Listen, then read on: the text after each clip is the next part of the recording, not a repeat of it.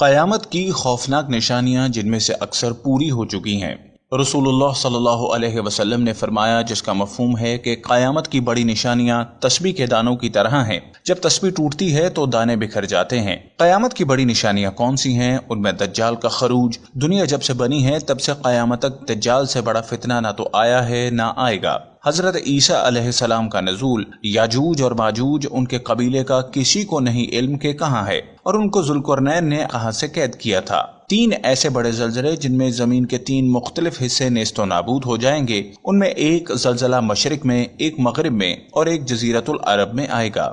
دھواں جو پورے روئے زمین پر پھیل جائے گا، جسے قرآن میں الدخان کہا گیا ہے۔ سورج کا مغرب سے طلوع ہونا یہ سب سے بڑی نشانی ہوگی، اور اس کے بعد روایات کے مطابق توبہ کے در بند کر دیے جائیں گے، کیونکہ یہ ایک بالکل واضح نشانی ہوگی۔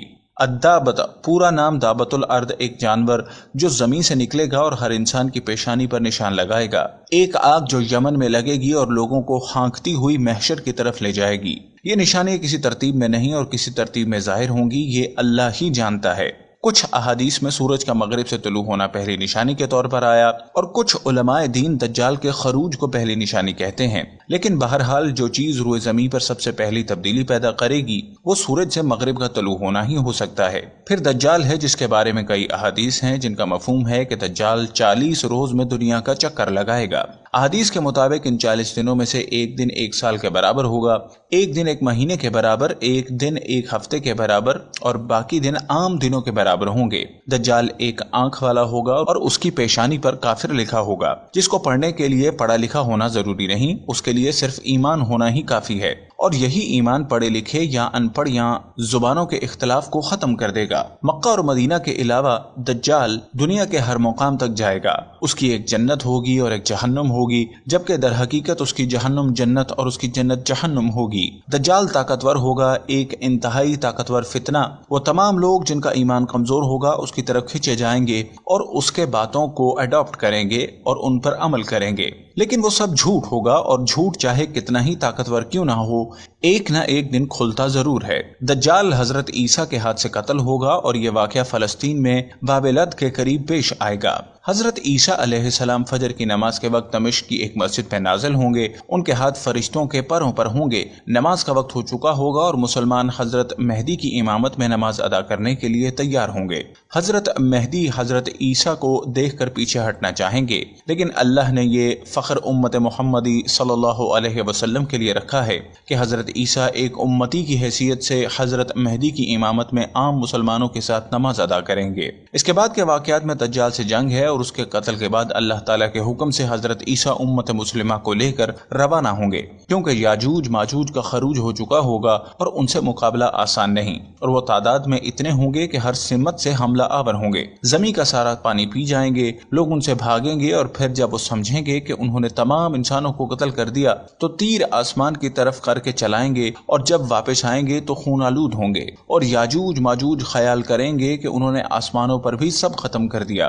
پھر وہ مسلمانوں کا محاصرہ کریں گے، اور وہ محاصرہ بہت سخت ہوگا۔ حضرت عیسیٰ اور مسلمان اللہ سے دعا کریں گے، اور اللہ دعا قبول فرما کر یاجوج ماجوج پر عذاب بھیجیں گے، جو کہ کیڑوں کی شکل میں ان کے جسموں میں داخل ہوگا اور ان کو مار دے گا۔ حضرت عیسیٰ اور مسلمان باہر آئیں گے، لیکن روئے زمین پر کوئی ایسی جگہ نہیں ہوگی یہاں یاجوج ماجوج کی لاشیں موجود نہ ہو۔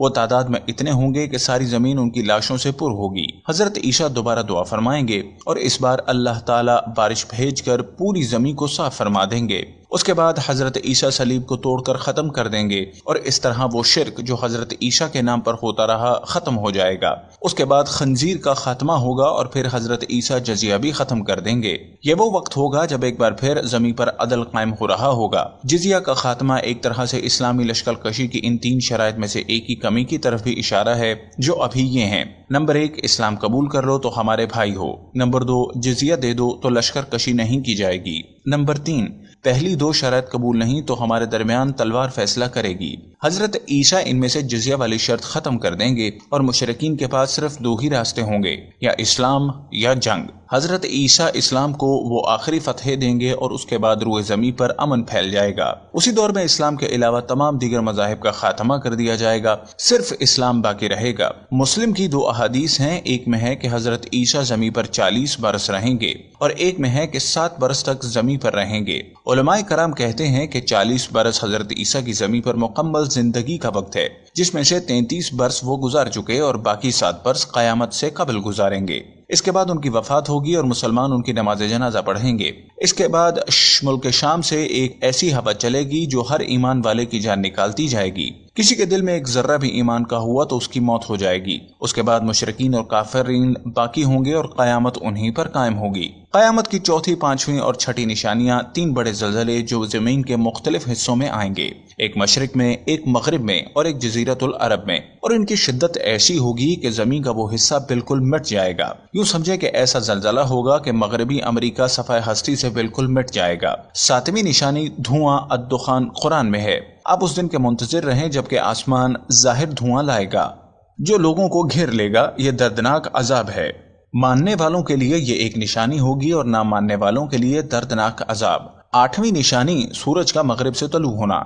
ये एक बहुत लंबी रात होगी। मुत्तकी और परहेजगार रात को तहज्जुद के लिए जागेंगे, नवाफिल अदा करेंगे और सो जाएंगे, फिर जागेंगे, फिर नफल पढ़ेंगे, फिर सो जाएंगे, लेकिन दिन तलू नहीं होगा। फिर से सोकर उठेंगे, नफल पढ़ेंगे और सोचेंगे फजर का वक्त होने वाला है, लेकिन फिर भी कुछ नहीं होगा। तब वो समझेंगे कि कुछ गड़बड़ है। फिर सूरज तलू होगा लेकिन सब कुछ तब्दील हो चुका होगा, क्योंकि मशरिक की बजाय मगरिब से निकलेगा। तौबा के दरवाजे बंद कर दिए जाएंगे।